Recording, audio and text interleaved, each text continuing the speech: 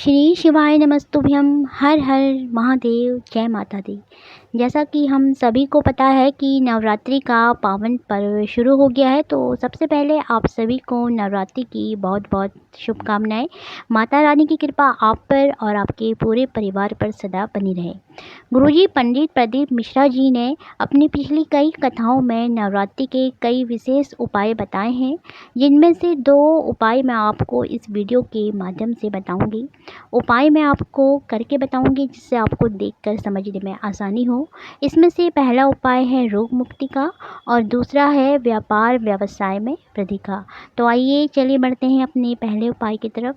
गुरुजी ने कहा जिनके घर में ज़्यादा रोग हो, बीमारी हो, कष्ट हो, उनको ये उपाय करना है। इसके लिए आपको एक कलश में जल भर देना है और उसको पूरी रात्रि अपने घर में रखना है।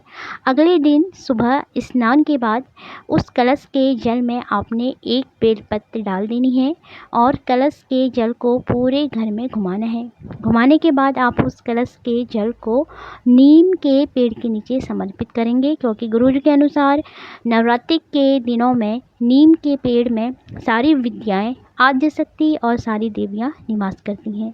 तो इस उपाय को आप नवरात्रि के 9 दिनों में से किसी भी एक दिन करके रोग से मुक्ति पा सकते हैं। बढ़ते हैं अपने दूसरे उपाय की तरफ। दूसरा उपाय गुरुजी ने कहा कि यदि व्यापार आगे नहीं बढ़ रहा हो, व्यवसाय में किसी प्रकार की दिक्कत आ रही हो या फिर नौकरी में कोई दिक्कत आ रही हो, तो उसके लिए नवरात्रि के 9 दिनों में से किसी भी एक दिन आप इस उपाय को कर सकते हैं। इसके लिए आपको आम के 11 पत्ते लेने हैं और उन 11 पत्तों को कच्चे सूत की सहायता से 11 बार ही लपेटना है। इन पत्तों को अच्छे से सूत से लपेटने के बाद जो पीछे का भाग है उसको आप शहद में अच्छे से डुबा देंगे। शहद में डुबाने के बाद आपने सीधे आ जाने हैं भोलेनाथ के शिवलिंग के पास, और शिवलिंग में जहाँ पर अशोक सुंदरी का स्थान होता है वहाँ पर आपने इन आम के पत्तों को समर्पित कर देना है। अशोक सुंदरी का स्थान शिवलिंग में कहाँ पर होता है वो आप वीडियो में देखकर समझ सकते हैं।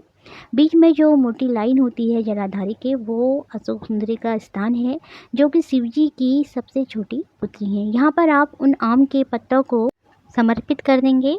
और गुरुजी ने कहा कि यदि आप नवरात्रि के किसी भी इस उपाय को कर लेते हैं तो घर में कोई भी बड़ी बीमारी प्रवेश नहीं करती।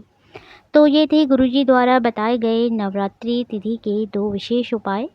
आगे आने वाले दिनों में भी मैं आपको नवरात्रि के किए जाने वाले उपायों की जानकारी दूंगी। वीडियो पसंद आई है तो प्लीज़ एक लाइक कर दीजिए और चैनल को कर दीजिए सब्सक्राइब। श्री शिवाय नमस्तुभ्यम। हर हर महादेव, जय माता दी।